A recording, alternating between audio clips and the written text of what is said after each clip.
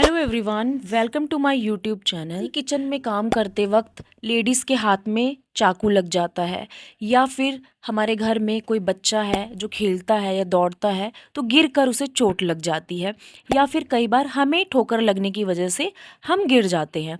तो उस केस में क्या हो जाता है, व्यक्ति को चोट लग जाती है और उसकी एक प्रॉपर ड्रेसिंग करना इम्पॉर्टेंट हो जाता है।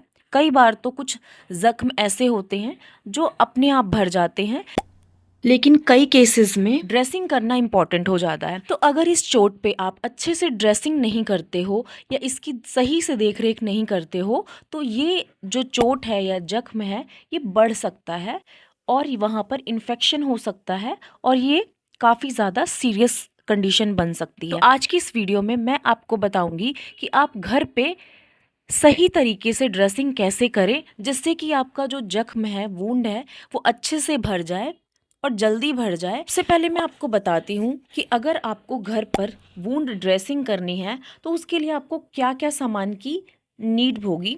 तो सबसे पहले आपको एक पेयर ऑफ ग्लव्स चाहिए, उसके साथ साथ आपको सीज़र की ज़रूरत पड़ेगी, कॉटन की ज़रूरत पड़ेगी, कोई भी एक एंटीबायोटिक ऑइंटमेंट आप ले सकते हो और इसके साथ आपको बैंडेज की ज़रूरत पड़ेगी और आप टेप रख सकते हो। स्टेप्स की बात कर लेते हैं कि आपको वुंड ड्रेसिंग कैसे करनी है। तो सबसे पहले आपको क्या करना है, अपने हैंड्स को अच्छे से साबुन से धोना है ताकि जितने भी जर्म्स आपके हाथ पर लगे हों वो निकल जाए अच्छे से। इसके साथ साथ अगर आपके पास अल्कोहल बेस्ड हैंड सैनिटाइज़र है तो आप उसको यूज़ कर सकते हो, जिससे कि इन्फेक्शंस जो हैं वो अच्छे से किल हो जाते हैं। दूसरे स्टेप में आपने क्या करना है कि जिस जगह पर आप कोई ड्रेसिंग करनी है, कोई फ़ैन अगर चल रहा है तो वो आपको ऑफ़ कर देना है। इससे क्या होता है कि जो हमारे इन्वायरमेंट में जो भी बैक्टीरियाज या वायरसेस, जो भी पैथोजेंस होते हैं वो हमारे वुंड को या हमें इन्फेक्शन नहीं कर पाते हैं। तो ये इम्पॉर्टेंट है कि आप वहाँ पर फ़ैन को ऑफ़ कर दें।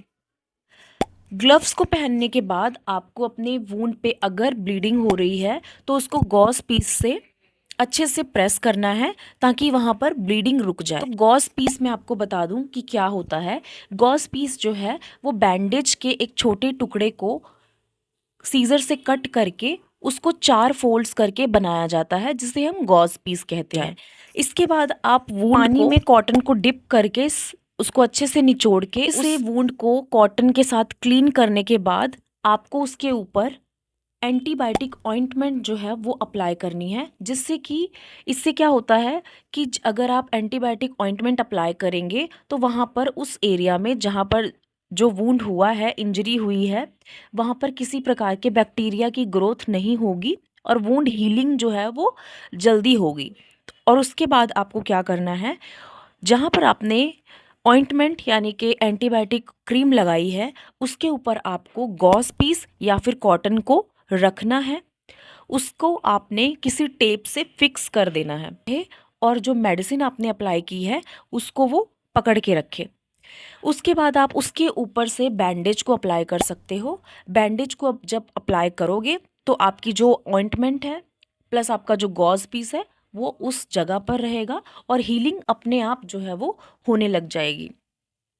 जब आप बैंडेज को अच्छे से लपेट दें उसके बाद में आप उसको सिक्योर करने के लिए एंड में क्या कर सकते हैं, उस पर टेप लगा सकते हैं, या फिर अगर आपके पास टेप भी अवेलेबल नहीं है तो आप उसको कट करके दोनों साइड से बांध सकते हैं। और ड्रेसिंग करने के बाद आपको कुछ बातों का ध्यान जो है वो रखना है, जैसे कि आपकी जो बैंडेज है बहुत ज़्यादा टाइट नहीं होनी चाहिए, क्योंकि अगर वो टाइट होगी तो वहाँ पर सर्कुलेशन यानी कि खून का जो प्रवाह है वो रुकने की संभावना हो सकती है।